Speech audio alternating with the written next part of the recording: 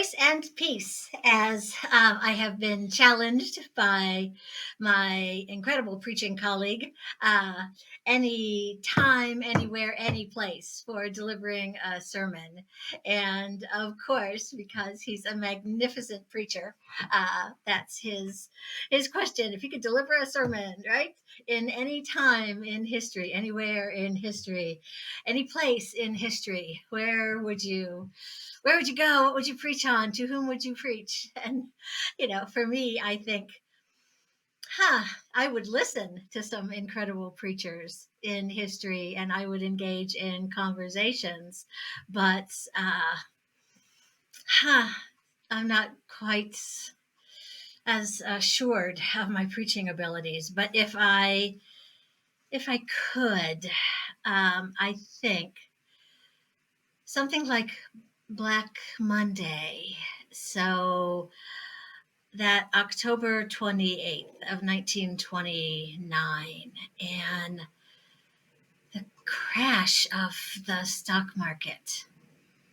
If it were possible to attempt to comfort people who were going to have that in their life, right? I would want to be able to first have some words, which, of course, stealing straight from scripture, because what else would I do, right? But so from Matthew 6, and do not worry about clothes. See how the lilies of the field grow. They do not labor or spin. Yet I tell you that not even Solomon in all of his splendor was dressed like one of these.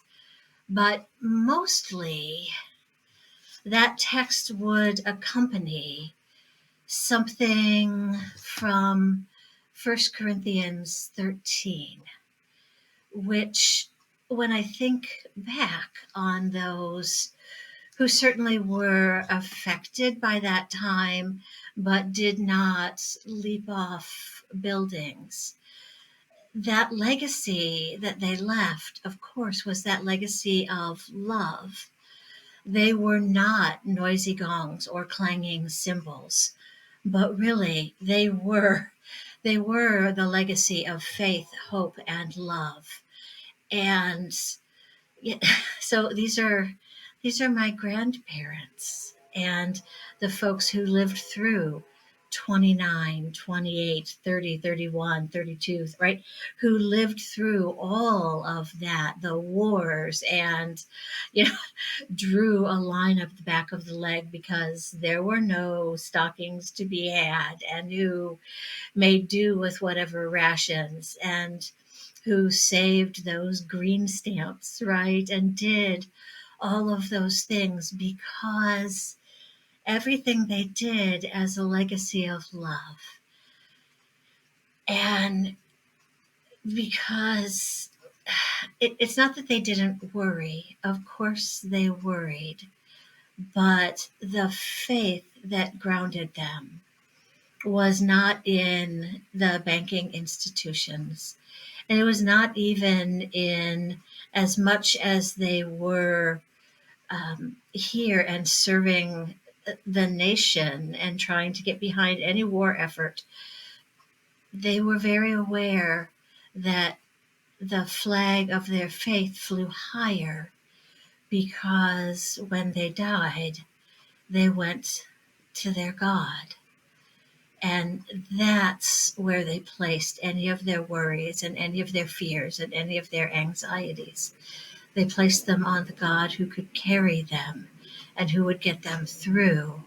And they did that with love. And they placed their hope in God alone. And their faith saw them through all of the wars. And they saw both one and two. And they saw the Korean conflict, and they saw Vietnam. Now, not to serve, but their children served, right? So, or grandchildren. And so all of this that they saw, and then certainly that beginning, that what they called Black Monday, If there was any sermon I could possibly deliver that could possibly, hopefully, bring any comfort, because, and comfort ye my people, throw in yet another scripture, Michelle, what else could you possibly do? But it would be that faith, hope, and love. These three abide. And do not worry, because faith, hope, and love abide.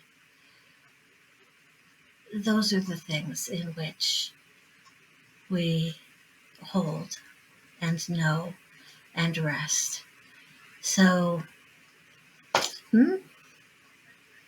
anytime, anywhere, any place. If I could go back in history, that would be 1929, and then I'd be out of there. But that's where I would begin. So thanks for the challenge. It's a good one.